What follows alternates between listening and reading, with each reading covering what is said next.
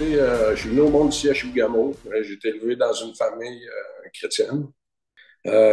Mes parents, quand je suis venu au monde, eux, avaient déjà accepté de suivre le Seigneur Jésus.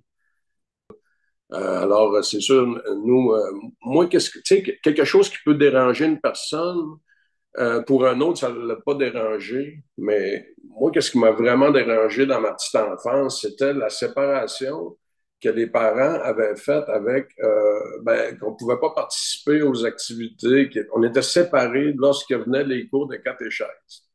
Alors là, les professeurs prenaient nos bureaux, mettaient ça dans le corridor. Puis je voyais ma sœur plus loin, je voyais ma petite sœur à l'autre bout. Puis là, je me disais, puis je voyais que ça avait bien du fun dans la classe, faisait des activités avec souvent il y avait une sœur qui venait, ou même des fois le curé, puis là, il y avait des activités dans la classe. Là, je me levais, je regardais par la fenêtre, puis je me disais, j'aimerais ça être avec eux autres. J'aimais pas ça être séparé de ce monde-là. Ce monde-là, moi, je voulais rentrer dedans, tu sais.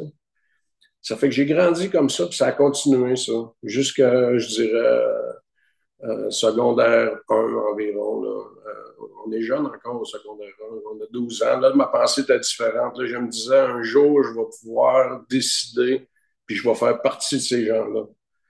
Mais bien entendu que c'est sûr que quand on faisait, on jouait, mettons, il y avait on allait au gymnase en éducation physique, ben là, le professeur prenait deux personnes pour faire des équipes. Ça fait que les Autochtones étaient beaucoup chrétiens aussi. Euh, Ça fait que les autres aussi se ramassaient dans les corridors comme nous autres. Ma année, ils ont commencé à former des groupes plus tard un petit peu. Ça s'appelait la morale. Là, puis tout, ça fait qu'on se retrouvait toutes les religions qui ne suivaient pas la religion catholique. On était dans ces groupes-là. Tu sais, puis on était rejetés comme ça de beaucoup de manières. Tu sais, même pour aller jouer avec des amis, les parents disaient, sortez dehors. Non, eux autres, va-t'en chez vous. Tu sais, ils voulaient pas qu'on soit proche de leurs enfants, puis tout, puis c'était comme ça. Alors, c'est sûr que moi, déjà à cet âge-là, puis plus que je vieillissais, là, à 13 ans, 14 ans, là, je disais vraiment dans le moi, c'est sûr que c'est fini l'Église, là, je ne vais plus là, puis je vais rentrer dans ce monde-là, puis c'est terminé. Alors, c'est sûr que pour moi, c'était très dur de rentrer dans ce monde-là parce que j'ai été tellement rejeté par rapport à ça que il a fallu que je fasse beaucoup d'efforts. Il a fallu que je travaille très fort. J'ai commencé vraiment la consommation, l'alcool, commencé aussi à consommer des drogues pour être capable de rentrer dans... Mais c'était comme encore très, très, très, très difficile. Ça fait que là, je me disais, j'avais compris que euh, si je vendais de la drogue à ce monde-là autour de moi, que j'allais créer quelque chose eux autres allaient avoir besoin de moi. Puis que j'allais pouvoir vraiment faire partie de ce monde-là. Alors, c'est sûr que à 15 ans déjà, j'étais comme ça. Je commençais à consommer beaucoup, à vendre de la drogue, 16 ans, 17 ans.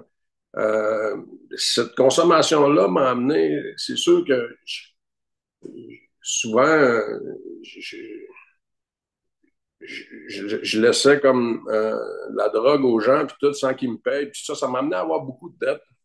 Alors, c'est sûr, j'ai fait des vols, j'ai fait toutes sortes de choses jusqu'à me ramasser. J'avais pas 18 ans, j'étais déjà en prison. J'allais avoir 18 ans, j'ai fêté mes 18 ans, j'étais en prison. Le juge il a dû se dire, j'étais 3 semaines là-bas, le juge a dû se dire, on va l'envoyer en prison, il va peut-être revenir, tu sais, il va peut-être revenir sur le droit chemin, tu sais. Mais au contraire, j'ai connu des gens là-bas, puis tout ça, puis ça a été encore pire, là, la dégringolade.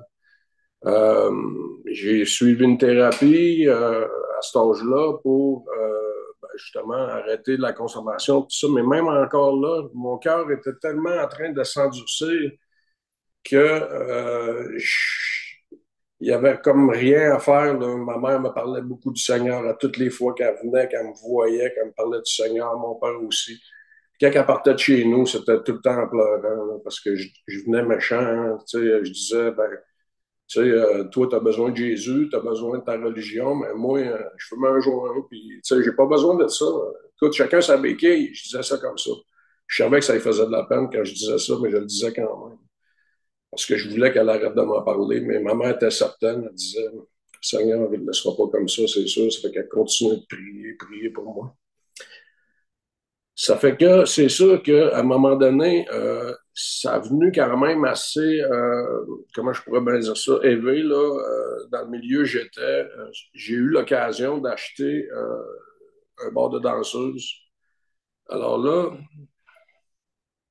je me disais, je pensais jamais que ça allait durer longtemps. Je me disais, ben, en tout cas, si je réussis à l'acheter, ça va peut-être durer 6 mois, un an, puis ce bar-là va se faire farmer, puis je vais passer à d'autres choses, tu sais. Puis en même temps, j'avais hâte de voir la face de mes parents quand je leur ai annoncé ça, que j'avais acheté le club et qui était triste. Ma mère, elle pleurait, elle disait, j'en reviens pas. Et je l'avoue encore. Hein. Elle dit, t'as pas fait ça. Fait que là, j'ai dit, ben oui. Puis tu sais, moi, dans le moi, c'était comme, ça durera pas. Ben non, c'est pas ça durera pas, ça a duré pendant 20 ans, cette histoire-là. Ça fait que c'est sûr que ce bar-là m'a amené dans toutes sortes de choses inimaginables. La violence, c'était incroyable. Puis, tu sais, moi, j'avais compris une chose, c'est que tout de suite, quand je l'ai acheté, j'avais compris qu'il fallait que je saye le plus fou de tout le monde, le plus dur, le plus sans cœur pour réussir, pour réussir à l'avoir. Parce que dans cet établissement-là, ici à Chibougamau, c'est toutes les régions qui sont alentour, puis toutes les pays. Il y avait des bonnes personnes qui venaient quand même, mais je pourrais dire qu'il y avait vraiment aussi de très, très mauvaises personnes. Alors, comment je pouvais dealer avec ces gens-là? Il fallait que je sois ben, plus fou qu'eux autres, je pourrais dire. Alors, c'est sûr que j'étais un gars qui s'entraînait beaucoup, j'étais un gars qui avait une force physique incroyable. Euh, mais je peux pas vous dire comment il y a eu de bagarres, comment il y a eu de blessés, comment il y a eu d'histoires incroyables, les ambulances de toutes les semaines. Euh, Puis tu sais, quand j'en parle, ça me rend vraiment triste parce que après ça, ben, quand j'ai été sauvé, j'ai vu tout ça. Je voyais pas ça. Pendant que j'étais dedans, je voyais pas ça. J'étais rendu à dire que c'était normal. Puis, Seigneur Jésus, je voulais pas vraiment en entendre parler. Plein de monde sont venus me parler du Seigneur. John Francis est venu jusqu'ici, chez nous, dans ma maison, pour m'en parler. Puis je disais, ah, un jour, je vais vendre mon bar, puis oui, peut-être que je vais suivre le Seigneur, tu sais. Parce qu'en dedans de moi, j'avais quand même un appel. Je sentais que le Seigneur m'attirait. Mais qu'est-ce qui est arrivé un jour? J'étais ici dans la maison. Je consommais beaucoup. Hein. C'est sûr que moi, le matin, je me levais, je prenais un café. Je pouvais fumer 6 joints avec le premier café. Puis le deuxième, c'était autant. Puis on fumait dans la maison, les enfants à travers de ça, en dessous du fan. Ça n'avait pas de bon sens. C'était incroyable. Là. Puis c'est certain que tu sais, quand je regarde ça, cette consommation-là, je pouvais fumer jusqu'à 50, 40, 50, 60 joints dans une journée. C'est beaucoup, là. C'est tout le temps, là. Je fumais pas des cigarettes. C'est comme si je fumais 2 paquets de cigarettes par jour, mais de joints, là. Ça fait que, tu sais, j'étais, ça paraissait même plus tellement que je consommais. Ça paraissait même plus quand j'étais sous cet effet-là parce que c'était du matin au soir. Ça fait que les gens me connaissaient comme ça, me reconnaissaient comme ça. Alors, un jour au club, je prêtais beaucoup d'argent là-bas. Hein. Je prêtais de l'argent à plein de gens, puis tout ça. Puis c'est sûr que des gens me remboursaient, d'autres gens me remboursaient pas. Des fois, c'était long. Ça faisait toutes sortes d'histoires, l'argent. Mais écoute, c'est sûr qu'un jour, Dieu m'a envoyé quelqu'un ici. Là. J'étais assis.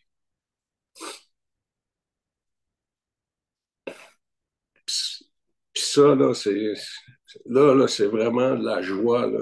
Cette personne-là a cogné, c'est une personne, j'y avais prêté 100 $ 8 ans avant. Puis, il m'avait amené 160 pièces. Il y avait du monde déjà dans la maison. Il y avait mon petit frère qui était là. Il y avait une couple de personnes à l'entrée. Les personnes sont parties. Je restais avec mon petit frère, puis lui. Puis là, il me dit, je t'ai apporté ton 100 pièces. Ah, j'ai dit, viens t'asseoir. Viens t'asseoir, t'es bienvenu. Écoute, il dit, je t'ai mis 160. Il dit, pour l'intérêt. Après 8 ans, là, j'ai dit, j'ai pris 60, j'ai donné. J'ai dit, non, moi, j'ai dit, écoute, je veux pas ton argent, là. Qu'est-ce que je veux, c'est mon argent, puis je veux juste pas perdre de l'amitié. Tu sais. Ben là, il dit, écoute, il dit, je vais te le dire honnêtement, il dit, Patrick, il dit, moi, je suis allé, j'ai fait une thérapie, j'ai rencontré Jésus, je vais à l'église le dimanche, je prêche la parole. J'ai aussi un groupe, là, qui me disait qu'il faisait un groupe pour, c'est un man fellowship qu'il appelait. Puis, il dit, t'es bienvenu, tu sais. Puis moi, dans le moi, je me disais, ben là, tu me verras jamais là, tu sais. Mais là, il me disait, ben, tu me verras plus dans ton bar, tu sais. C'est sûr, j'irai plus, je consomme plus. Moi, qu'est-ce que je fais? Je loue Seigneur, tu sais. Ça fait que là, j'ai dit à lui, j'ai dit, ben, je connais ton Dieu, je connais ton Jésus. Puis, je commençais à dire, je sais pas pourquoi, mais, ah ben, aujourd'hui, je le sais, mais sur le coup, je le savais pas, mais je commençais à dire des versets que j'avais appris quand j'étais petit. J'ai dit Jean 3,16, j'ai dit le psaume 23 par cœur. Euh, Puis là, je continuais à dire des versets. Puis là, il me dit, ben, il dit, je t'entends, je t'écoute. Il me dit ça, il dit, je t'entends, je t'écoute. Puis il dit, je comprends pas comment ça se fait que tu as un bar de danseuse. Puis tu connais Jésus comme ça. Je pensais que je le connaissais, Jésus, mais je le connaissais pas. Ça fait qu'on a parlé de même pendant, je dirais, 4 heures de temps. On a parlé du Seigneur, mon frère était là. Moi, j'avais hâte qu'il s'en aille pour fumer un joint. Euh, À un moment donné, il me dit, ben là, ça fait quand même un bon bout qu'on parle. Il dit, c'est pas vrai que je m'en aille chez nous parce qu'il dit là, il dit, il faut que j'aille faire le souper pour ma fille. Alors, mais il dit, avant de partir, je peux-tu faire une prière? Fait que là, moi, j'ai lancé, mais fais-la ta prière. Puis en dedans de moi, je me disais, mais fais-la, puis va-t'en, tu sais. Du monde prier, je n'avais entendu toute ma vie, là. C'était comme, ben, toute ma vie, pas mon dernier, peut-être 25 ans, mais jeune, j'entendais prier, puis même moi-même, je priais, puis euh, ça fait qu'il s'est levé de bout, il m'a dit, écoute, Patrick, il m'a dit, ouvre ton cœur, puis là, tout de suite, en dedans de moi.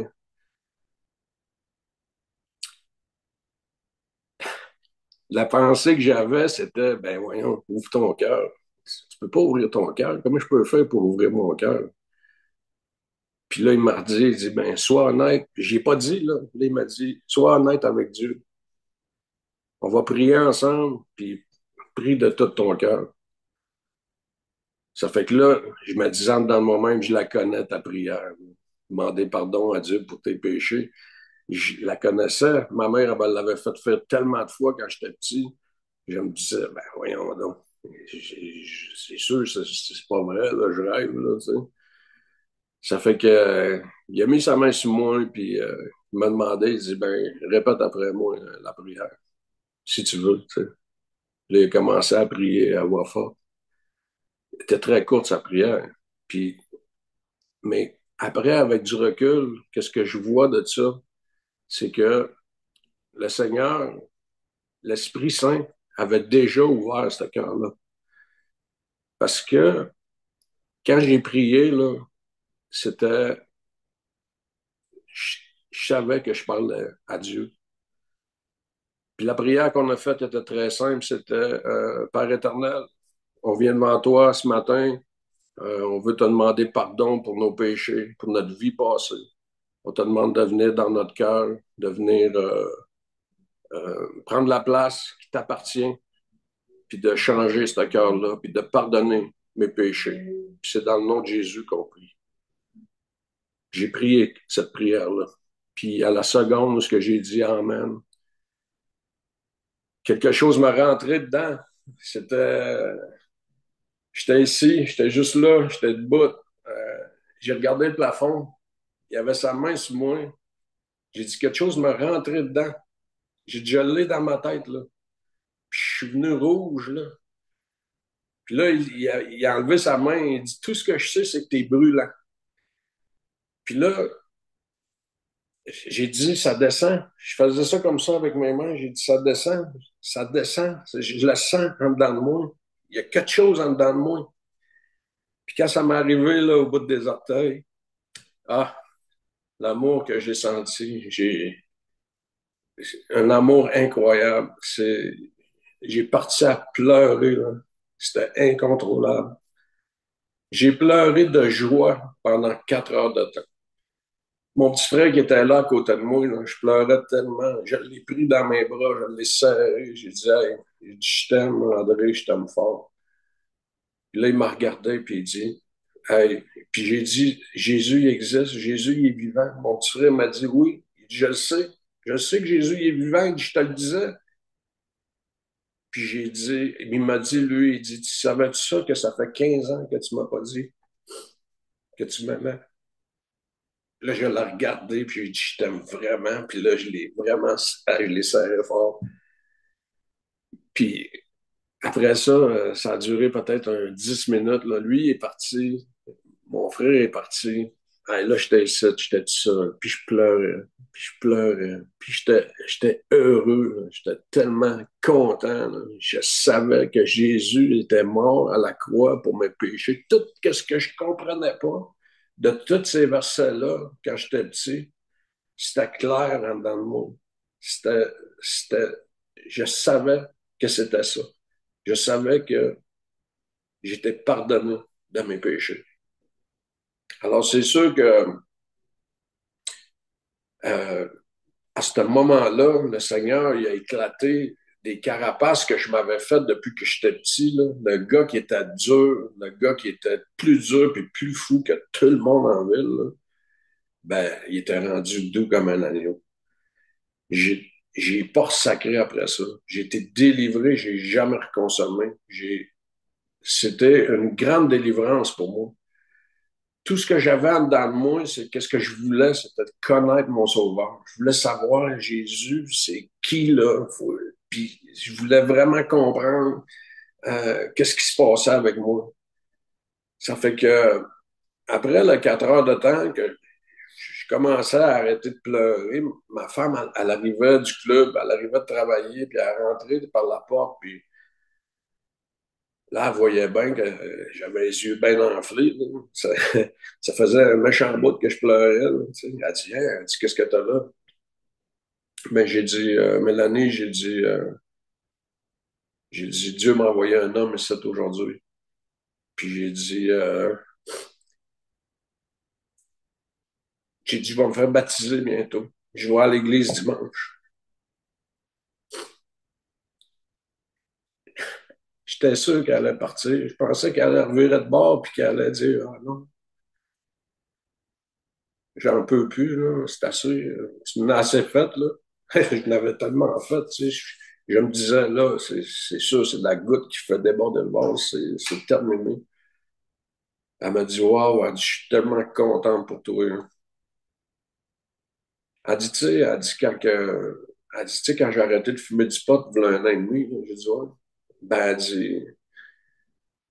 elle dit, j'ai prié aussi avec tes parents. J'ai demandé aussi pardon à Dieu de mes péchés. Puis elle dit, moi aussi, elle dit, je priais pour toi, ta mère priait pour toi, ton père priait pour toi. Puis là, j'ai dit, je t'aime, Mélanie, je t'aime. Mais quand j'ai dit à mon frère, je t'aime, quand j'ai dit à ma femme, je t'aime, je me rendais compte que j'avais jamais aimé personne. L'amour que j'avais, c'est un amour tellement malsain. C'est un amour qui était dirigé par l'argent, par euh, si je vais t'aimer si tu me donnes qu'est-ce que je veux, tu sais. Mon amour était comme ça, était malsain. Mais là, c'est un amour qui venait de Dieu que j'avais. C'est un amour qui,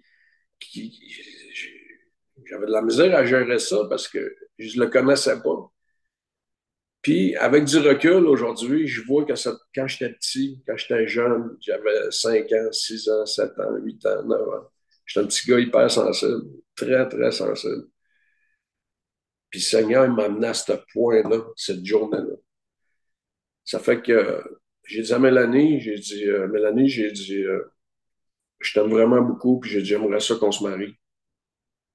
Elle a dit, t'es sérieux? Fait que là, j'ai dit, ben oui, je suis sérieux, certain, il faut se marier. Faut, le Seigneur veut qu'on se marie, il faut se marier, tu sais.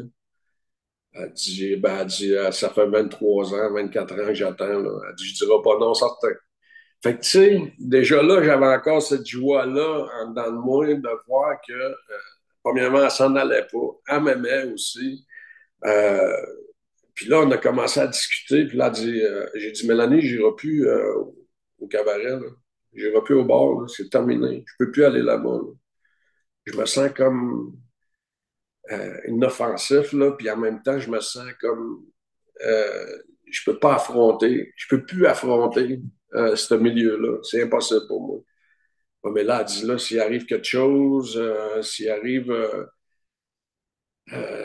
des bagarres, des problèmes, elle dit, je fais quoi?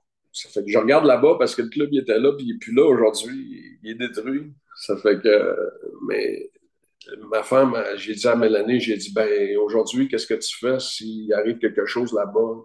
T'appelles 911. J'ai dit, pour moi, c'est terminé. Je vois plus. Je ne plus jamais. C'est terminé. J'ai dit, il faut vendre ce bar-là. J'ai dit, c'est fini. Ça fait que là, ça l'a mis inquiète un peu, hein, parce que c'était quand même notre source de revenus, puis tout ça, tu sais. Ça fait que, avec le Seigneur, avec ce qui m'est arrivé cette journée-là, ce que je trouve le plus beau aujourd'hui dans tout ça, c'est que dans mon ancienne vie, là, le Seigneur m'a tout montré qu'est-ce que j'avais fait de pas correct. C'était clair, je le voyais, c'était... euh, en même temps, le Seigneur m'a tellement parlé fort en dedans de moi jusqu'à écrire mon témoignage. J'ai tellement pleuré quand je l'ai écrit. Tout de suite, la deuxième semaine que j'ai été sauvé par la grâce de Dieu, gloire à Dieu, j'ai, j'ai commencé à écrire mon témoignage. Puis la troisième semaine, j'étais en avant une foule de 600 personnes pour parler de mon témoignage, pour dire qu'est-ce que Jésus avait fait pour moi. Puis là, c'était très dur pour moi parce que ben, le cabaret existait encore. Puis, j'allais à l'église. Ben des gens ne comprenaient pas. Des personnes m'ont téléphoné, des chrétiens qui ont déjà venu à l'église, qui m'ont vu aussi dans mon enfance à l'église. Puis ça m'appelait pour me dire, ben là, qu'est-ce que tu fais? Tu vas-tu fermer ton club? Mais qu'est-ce qui est arrivé, c'est que j'étais euh, j'étais parti à la pêche. Puis quand j'ai été sauvé cette journée-là, la journée que j'ai prié avec Brian, le lendemain, j'étais prévu que j'allais à la pêche avec un ami.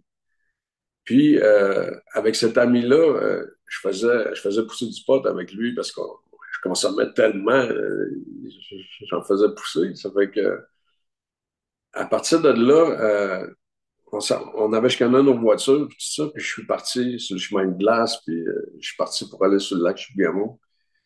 Puis quand je suis arrivé là, sur le bord, j'entendais mon ami, puis je me suis rendu compte que je n'avais pas parlé encore à Dieu de la journée d'avant. Ça fait que j'ai parlé à Dieu, j'ai dit Seigneur, j'ai dit, j'ai un bord de danseuse, je fais pousser du pot, puis je pleurais, puis là, je dis, qu'est-ce que je fais? Qu'est-ce que je fais, là? Je ferme ça, je coupe tout ça, ces plants de potes-là, puis c'est là que le Seigneur m'a parlé vraiment fort dans le moi. Il m'a dit mon nom, Patrick. Il m'a dit, suis-moi, je vais tout arranger ça pour toi.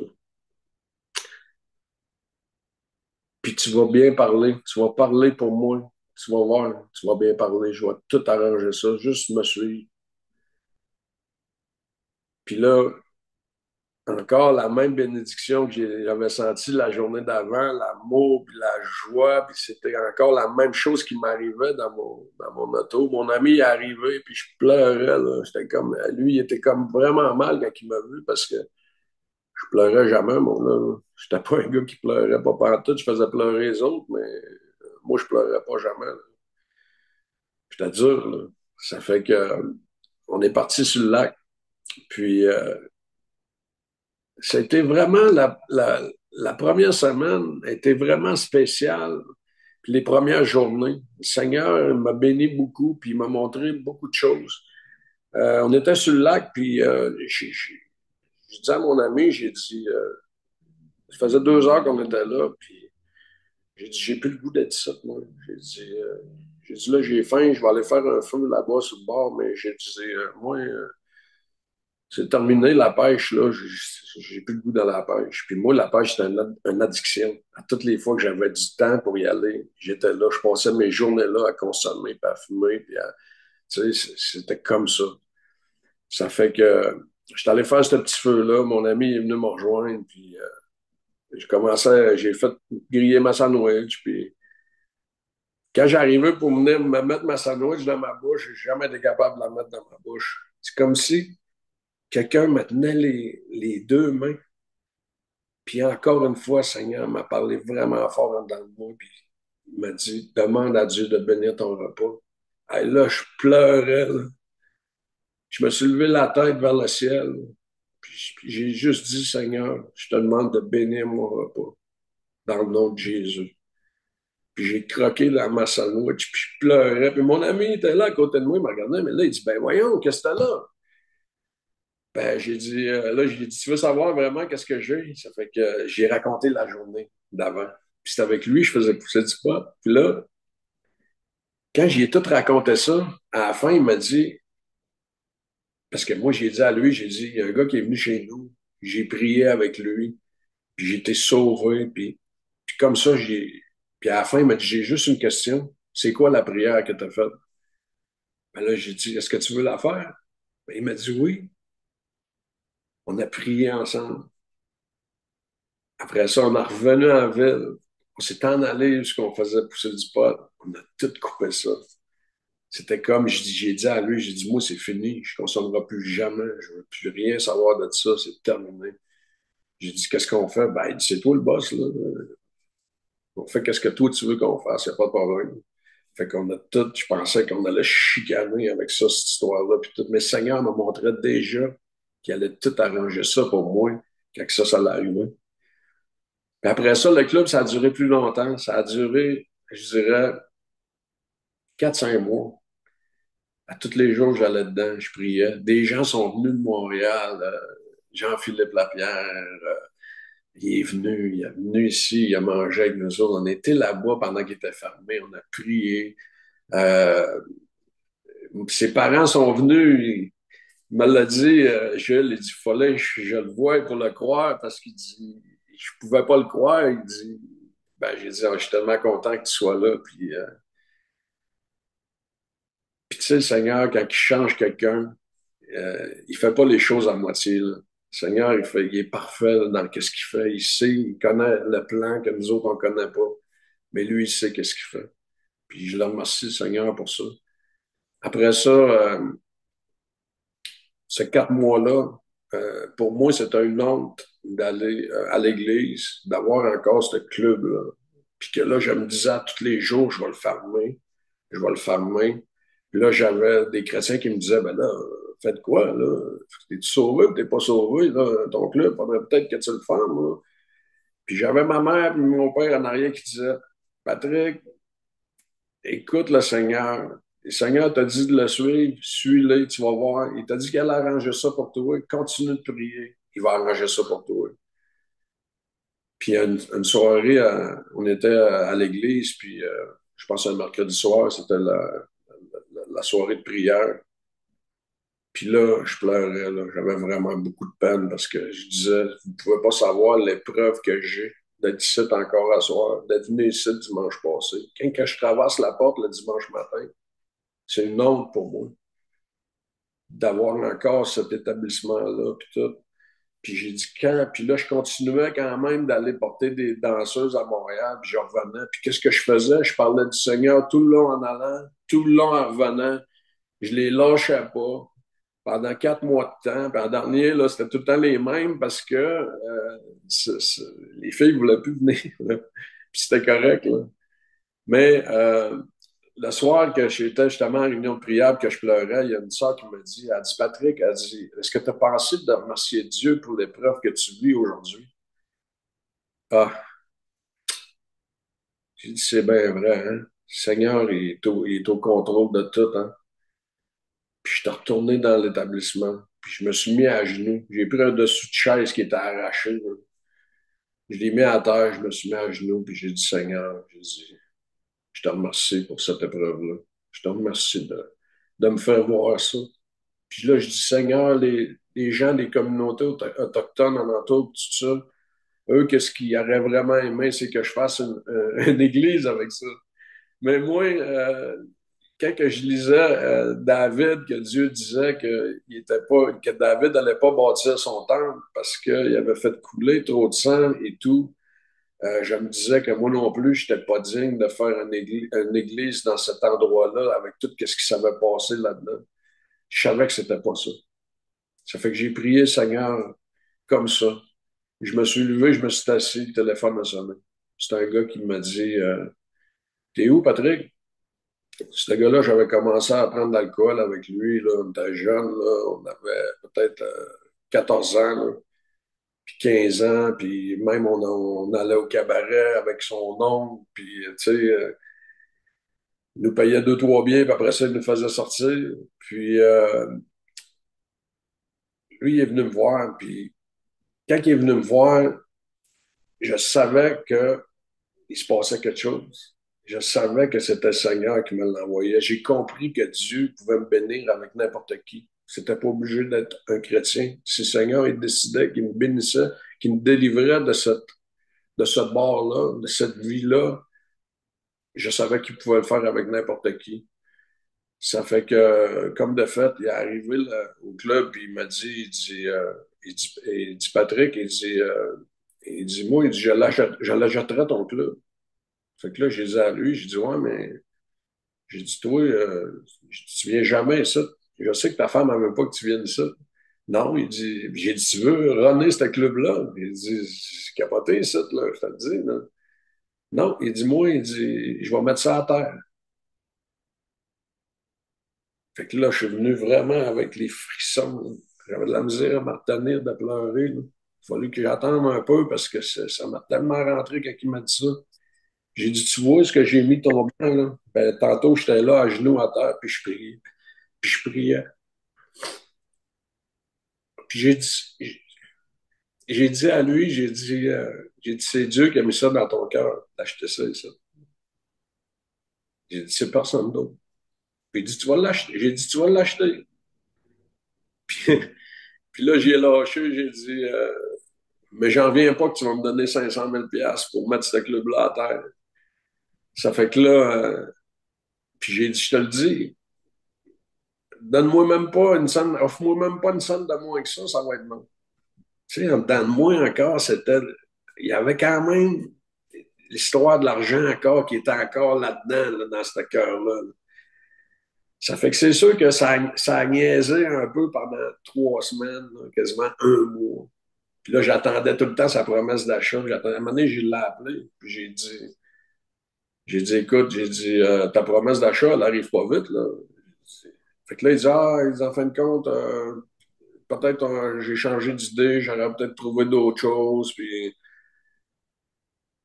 je suis retourné dans ma chambre, je m'ai mis à genoux, j'ai dit, Seigneur, délivre-moi de ça, l'argent, là, c'est encore dans mon cœur, puis j'ai dit, je vois que ça fonctionne pas. Je comprends que tu as un plan, puis je veux que ta volonté soit faite. Puis, tout de suite, le lendemain matin, il me rappelle, il dit, t'es de chez vous? J'ai dit oui. Il dit, je m'en viens chez vous, là. Il dit, je l'ai la promesse d'achat dans mes mains. Fait qu'il s'en vient chez nous. Je le laisse rentrer. Le Seigneur, il m'avait vraiment baissé ça, là. C'était plus 500 000 que je voulais, moi, là. C'était complètement différent, là. Puis, On a réussi à négocier un entente, puis je vous dirais que une semaine et demie après, il y avait des pelles mécaniques là-bas dans le cours, avec des 10 roues, puis une machine avec des rouleaux qu'on voit sur les réseaux sociaux, là, que tu mets n'importe quoi là-dedans, puis ça se détruit, là, ça fait des rouleaux. Là, ben, le club, il a tout passé là-dedans au complet. Puis, je remercie le Seigneur, gloire à Dieu pour ça, parce que c'est, pour moi, le Seigneur m'a délivré de beaucoup de choses, puis m'a délivré de ces ténèbres-là. Il m'a sorti de là, il m'a arraché de là. Puis je le remercie pour ça, parce que ma vie est complètement changée aujourd'hui, est complètement différente. Euh, le Seigneur, il est tellement bon. Le Seigneur, qu'est-ce qu'il veut? Il veut qu'on s'abandonne. Le Seigneur veut qu'on arrête de résister. Hein? Le Seigneur, il donne la vie dans la parole de Dieu. Le Seigneur, il nous dit qu'il donne la vie éternelle. Puis Dieu, qu'est-ce qu'il nous dit? Quand que je dis Jean 3,16, Jean 3,16, pour moi, c'est vraiment un verset qui est très puissant. Le Seigneur nous dit qu'il a tant aimé le monde qu'il a envoyé son Fils mourir pour nous autres, pour qu'on soit pardonné de nos péchés. Hein? Car Dieu a tant aimé le monde qu'il a donné son Fils afin que quiconque croit en lui ne périsse point, mais qu'il ait la vie éternelle. Puis il va plus loin après, il dit qu'en fin de compte, il faut croire en Jésus. Il faut croire en Jésus. Si tu crois en Jésus, tu vas être sauvé. Mais je vois que le Seigneur, il attire beaucoup, beaucoup, beaucoup de gens sur toute la terre. Puis cette attirance-là est forte. Puis je me dis tout le temps, ben c'est sûr que un matin, si la personne qui écoute ça, si tu écoutes cette vidéo-là, pour moi, c'est clair, c'est que le Seigneur est t'attire toi aussi. Puis, le Seigneur, qu'est-ce qu'il fait? C'est tout ce qu'il veut, c'est qu'on s'abandonne à lui, qu'on lui fasse confiance. Puis Seigneur, il dit qu'il n'y a pas un homme sur la terre qui n'a pas péché. Même si on pense qu'on n'est pas des pécheurs, ben, on est tous des pécheurs. Puis tout ce qu'il veut, c'est qu'on se répande devant lui pour demander pardon. Puis Seigneur, Dieu, il est plein de grâce, de miséricorde, de compassion. Puis il pardonne. Moi, je dis là, à tout le monde, là, si le Seigneur m'a pardonné, moi, de tout ce que j'ai pu dire, de tout ce que j'ai pu faire, il peut pardonner n'importe qui. Ça, c'est certain. Il nous dit aussi dans la parole, Jésus, il dit, je suis la résurrection et la vie, celui qui croit en moi vivra quand même il sera mort. Et quiconque vit et croit en moi ne mourra jamais. C'est ça que le Seigneur il nous donne à tous. C'est la vie éternelle. C'est pas une vie dans les ténèbres, dans une noirceur totale. C'est une vie avec le Seigneur, avec la lumière qui est le Seigneur. Alors, c'est sûr que je suis vraiment heureux aujourd'hui avec ma famille. Ça fait 7 ans. Ça va vraiment bien avec mes enfants. Au début, ça a été dur parce que les autres même n'étaient pas prêts de prendre ça, cet amour-là, ne connaissaient pas ça de leur père, qu'est-ce qu'ils voyaient. Moi, c'est comme je vous ai dit tantôt, c'était toujours l'argent, puis l'argent, puis l'argent. Mais aujourd'hui, je suis capable d'aimer mes enfants, puis les gens autour de moi avec le verbe aimer en action, puis en vérité. Quand on aime quelqu'un, c'est pas dire juste je t'aime, mais c'est de faire quelque chose pour une personne qui va comprendre que tu le fais par amour. C'est ça, aimer. C'est pas oui, on peut dire à une personne je t'aime, c'est bien, mais aimer en action et en vérité, c'est ce que le Seigneur veut qu'on fasse avec tous les gens qui nous entourent. Fait qu'aujourd'hui, je suis vraiment changé, transformé. Le Seigneur continue encore de me transformer tout le temps de plus en plus. Je suis content. J'ai été accueilli dans l'aumônerie avec Donald Rodier, avec beaucoup d'autres aumôniers aussi au Québec. Je le remercie pour ça, Donald, en même temps. Je peux œuvrer ici dans la société. Je travaille dans, dans le réseau de la santé. J'ai beaucoup d'employés, je rencontre beaucoup de gens, je peux parler de ma foi. J'attends toujours que le Seigneur il m'envoie les personnes, parce que c'est les personnes, on dirait que le Seigneur il envoie vers moi pour que je parle de lui. C'est pas moi qui cours après eux autres là, pour parler du Seigneur, mais souvent, pratiquement à tous les jours, le Seigneur met des gens sur mon chemin pour que je puisse parler de lui, de son Fils, du Saint-Esprit. Alors, je vous remercie, Seigneur. Gloire à Dieu. Je vous remercie de m'avoir invité aussi.